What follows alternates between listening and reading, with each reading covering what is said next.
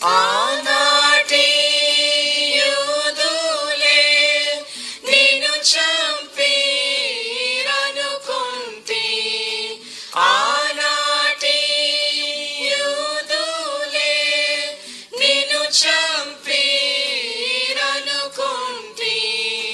కాదు కాదయ్యయ్యో నా పాపరుణమునకే సిలువలో బలి అయిన దేవుని గొర్రెపిల్ల, విలువైన నీ ప్రేమన్ వివరింతుం శ్రీ యేసు, విలువైన నీ ప్రేమన్ వివరింతుం Shri Yesu. Praise the Lord. క్రీస్తునందు ప్రియమైన సహోదరి సహోదరులారా, ఈ లెంట్ డే 2వ రోజు యేసుక్రీస్తు ప్రభువుని చంపవలనని మరి యూదులు చేసిన ఆలోచనల గురించి ధ్యానించవలనని పరిశుద్ధాత్మదేవుడు నన్ను సిద్ధపరుస్తూ వచ్చారు. ప్రియులారా, మత్తయి సువార్త 21వ అధ్యాయం 45వ వచనములో ప్రధాన యాజకులను పరిసయ్యులను ఆయన చెప్పిన ఉపమానములు విని తమ్మును గూర్చియే చెప్పినని గ్రహించి ఆయనను పట్టుకొన్న సమయము చూచుచుండిరి. ఎంత బాధకరమైన సంగతి అండి ఇది. ఆయన ఉపమానాలు చెప్పినప్పుడట వారి విషయమే చెప్తున్నాడు అనుకున్నారట. నిజముగా మాట్లాడితే వాక్యము నా కొరకే చెప్పారు అని ఎవరనుకుంటారో వారి హృదయంలో అది ఎప్పుడు గుచ్చబడుతుందో అది వారి మారు మనసుకు దారి తీస్తుంది. కానీ వారి కఠిన హృదయాలు అలాంటి పరిణామానికి ఒప్పుకోలేదు. కానీ జనులందరూ ఆయనను ప్రవక్త అని ఎంచిరి గనుక వారికి భయపడిరి. మత్తయ్య గారు వ్రాస్తున్నారు ఈ మాట. ఆయన ఒక ప్రవక్త, మరి ఎందుకు భయపడ్డారు? యేసుక్రీస్తు ప్రభు యొక్క శిలువ శ్రమలో ఒక మర్మం ఉన్నది. ఇర్మియాను కొట్టినప్పుడు వారు భయపడలేదే, కొట్టలేనప్పుడు భయపడలేదు. ప్రవక్తలను చంపుదానా అని యేసు ప్రభు సంబోధించారు ఒకసారి, అప్పుడు ఎవరు భయపడలేదు. మరొక మాట ఏమన్నారంటే, వారు ప్రవక్తలను చంపినప్పుడు మేము దేవుని సేవ చేస్తున్నాము అనుకున్నారట వాళ్ళు. అటువంటి వారి మధ్య నిలబడిన యేసుక్రీస్తు ప్రభు ఈ ఉదయకాలము ఈ యొక్క లెంట్ డేస్లో ఆయన మన కొరకు పడిన శ్రమలు, ఆయన అనుభవించిన వేదనలు జ్ఞాపకం చేసుకుంటున్నాం. మత్తయి సువార్త 26వ అధ్యాయము 3వ వచనంలో ఏమని రాయబడి ఉన్నదంటే, ఆ సమయమున ప్రధాన యాజకులను ప్రజల పెద్దలను కయప అను ప్రధాన యాజకుని మందిరములోనికి కూడి వచ్చి 4-5 వచనాలు చూస్తాం. యేసును మాయోపాయము చేత పట్టుకొని చంపవలనని ఏకమై ఆలోచన చేసిరి. అయితే ప్రజలలో అల్లరి కలుగకుండునట్లు పండుగలో వద్దని చెప్పుకొనిరి. ఏమండి, మాయోపాయము అనే మాట ఇది ఎవరి ఎడల ఆలోచించాలి?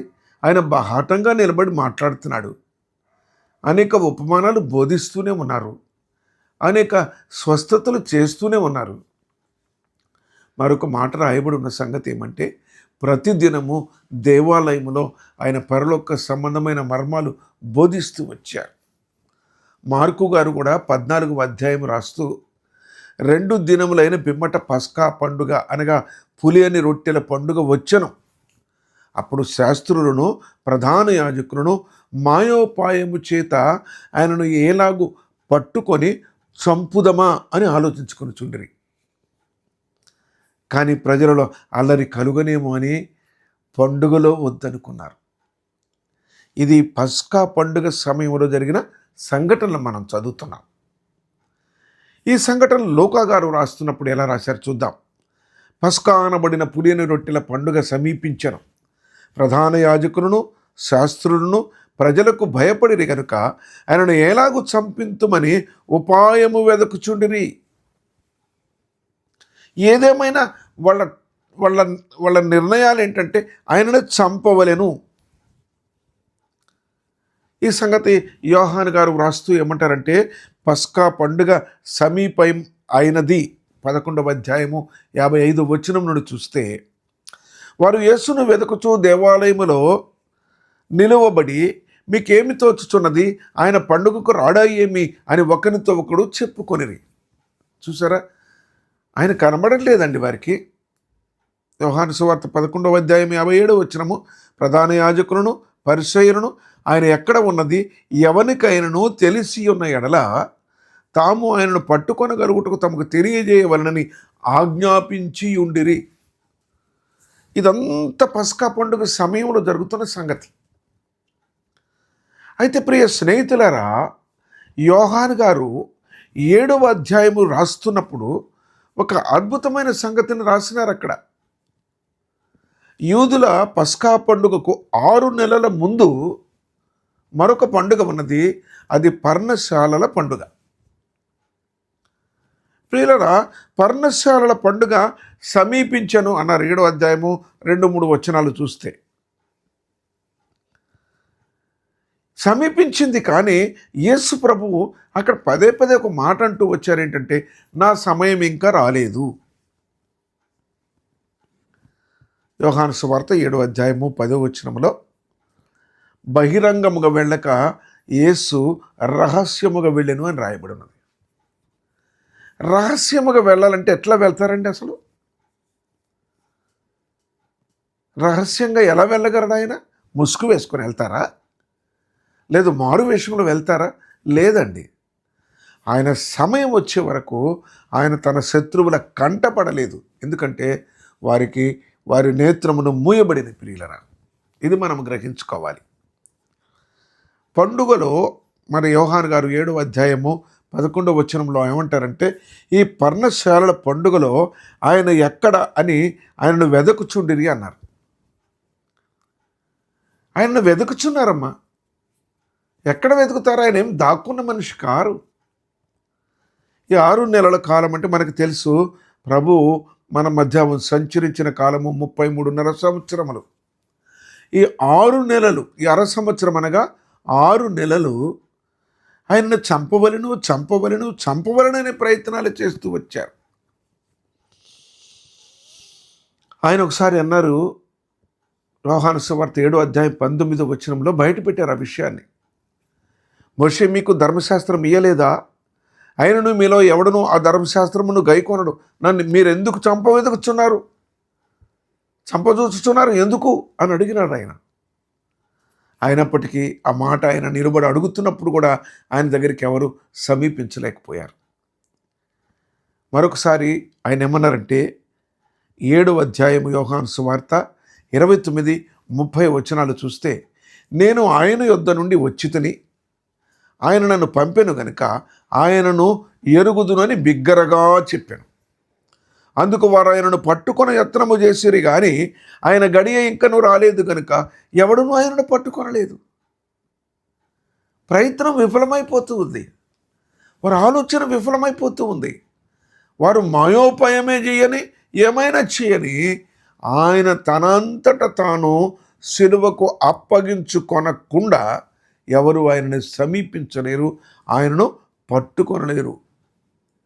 ఒకసారి యోహాను సువార్త 7వ అధ్యాయం 32వ వచనంలో రాయబడ్డ మాట ఏమంటే, వారు బంట్రౌతులను పంపారు. మేమైతే కాదు, కానీ మీరు వెళ్ళండి, ఆయన అరెస్ట్ చేసి పట్టుకురండి అన్నారు. వారు కూడా ఏమి చేయకుండా వెళ్ళిపోయినారు. ప్రియులరా, యోహాను సువార్త 7వ అధ్యాయం చదివితే బహు బాధకరం. 6 నెలలుగా నా ప్రభు మీద కుట్ర చేస్తూ వచ్చారు. ఆయన యేసు అని, ఆయన క్రీస్తు అని వారి మధ్య భేదాలు వచ్చినాయి. వారిలో భేదాలు పుట్టాయి. కొందరు అంటున్నారు, కొందరు కాదంటున్నారు. వారిలో కొందరు ఆయనను పట్టుకొనదలచరు, కానీ ఎవడు ఆయనను పట్టుకొనలేదు అన్నాడు యోహాను సువార్త 7వ అధ్యాయము 44వ వచనంలో. ఎందుకంటే యోహాను సువార్త 8వ అధ్యాయం 20వ వచనంలో యేసు స్పష్టంగా మాట్లాడతారు ఏంటంటే, నా గడియ ఇంకనూ రాలేదు. కానీ వారు పదే ఆయన పట్టుకొనాలి, చంపాలి, ఇదే ఆలోచన కలిగి ఉన్నారు. యోహాను సువార్త 8వ అధ్యాయం 58, 59 వచనాలు చూస్తే, అబ్రహాము పుట్టక మునిపే నేను ఉన్నానని మీతో నిశ్చయముగా చెప్పుచున్నాను అనగానే ఆయన మీద రాళ్ళు రువ్వటానికి వాళ్ళు రాళ్ళు పట్టుకున్నారండి. కానీ యేసు దాగి దేవాలయములో నుండి బయటకు వెళ్ళిపోయాను అని రాయబడినది. ఎక్కడ దాక్కొని వెళ్తారండి? ఎక్కడ దాక్కొని వెళ్తారు? జనసమూహం మధ్యలో నుంచి నడిచి వెళ్తుంటే ఆయన కనపడరా? ప్రియులరా, ఆయన సమయం వచ్చే వరకు ఆయన ఆ శత్రువులకు కంటపడలేదు. అనగా వారికి ఆయనను చూసే నేత్రములు మూయబడ్డాయి. వారికి మూయబడ్డాయి. వారు చూడలేకపోయారు.